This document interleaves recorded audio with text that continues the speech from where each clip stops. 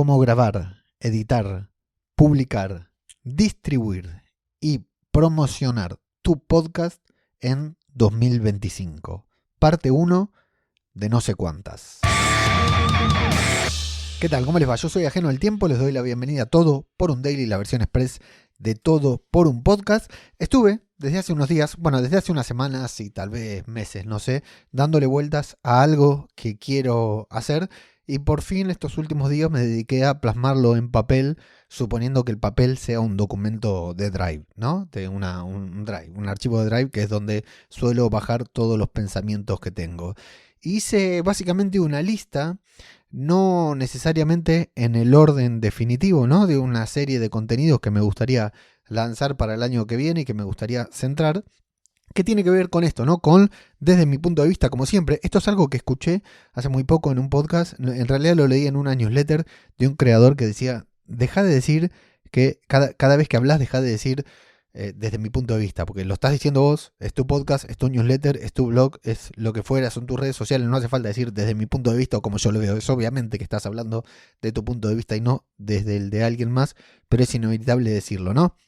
Es, según yo lo veo, lo volví a decir, como todas las acciones que deberíamos tener en cuenta a la hora de publicar un podcast a lo largo del año que viene, porque estamos en 2025 y tiene mucho gancho, ¿no? Decir 2025, pero podría ser desde hoy mismo o cuando vos quieras que esto se esté escuchando. Que no tiene nada que ver con cuando yo lancé mi primer podcast en 2016, ni tal vez nada que ver cuando todos hacíamos podcast en la pandemia, ¿no? Ahora incluso con el auge de los videopodcasts y todo. Hoy, en el episodio de hoy, solamente te voy a leer una lista la lista provisoria de tópicos que me gustaría desarrollar y que voy a ir desarrollando muy brevemente aquí como para ir testeándolos con ustedes, con las personas que escuchan esto y también para escucharme a mí mismo, porque una cosa es tenerlo en papel o en un documento de Drive y otra es tenerlo, ir bajándolo a tierra, ¿no? Y a medida que uno lo va desarrollando. Y como hasta ahora solamente tengo el bullet points de temas que quiero tocar, y siempre voy probando acá en el podcast mis contenidos antes que desarrollarlos en el resto de los lugares, los voy a usar a ustedes como de prueba, ¿no? De conejillos de India para que vayan escuchando. Estos son, a grandes rasgos, 20 puntos que tengo destacados. Yo creo que va a haber más y hay algunos subpuntos entre medios que también te voy a ir comentando, ¿no? Por ejemplo, el primero sería, esto sería como un manual desde cero, ¿no? Vos agarrás y todo desde cero te querés meter en un podcast, todas las cosas que tendrías que tener en cuenta. Entonces, número 1, introducción al podcasting, ¿no? Esto que se hace en todo lo que son los cursos, lo que ves, primero un video, un audio, un texto explicando qué es el podcasting como cualquier cosa, ¿no? Cuando si te pones a estudiar bellas artes también, ¿no? Te explican qué son las bellas artes. El segundo punto es por qué grabar un podcast. El tercero, qué debes saber antes de grabar un podcast, que está por ahí medio vinculado con los otros dos, pero creo que hay algunos datos acá que son bastante interesantes. El cuarto es cómo funciona un feed RSS. El quinto es, ¿se puede ganar dinero con un podcast? Todo esto acá estamos poniendo contextos todavía. Y el sexto son las plataformas de podcasting. Aquí empiezan los subpuntos, ¿no? Y tengo iVoox, Spotify, Mumbler, por supuesto, Apple Podcasts, YouTube. Y luego un subpunto de este subpunto que sería cuál elegir, cómo elegir la plataforma. A partir del punto número 7 sería cómo crear tu primer podcast.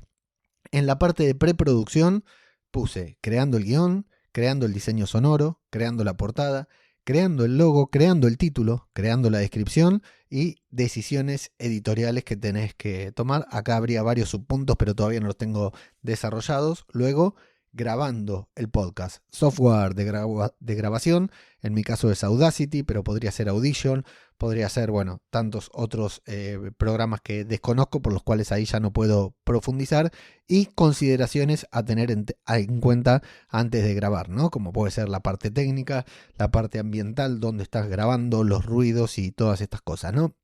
Esto en la parte de grabación. Luego vendría la parte de postproducción, que puse edición, efectos, filtros y herramientas externas para mejorar el audio, como puede ser la de Adobe, por ejemplo, que es un poquitito polémica, pero que es una herramienta accesible a todos.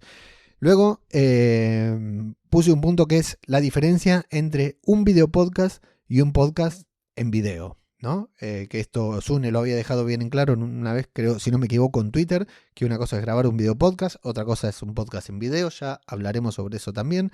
Luego, cómo grabar de manera remota, las opciones, StreamYard, Riverside, Zencastr, por ejemplo.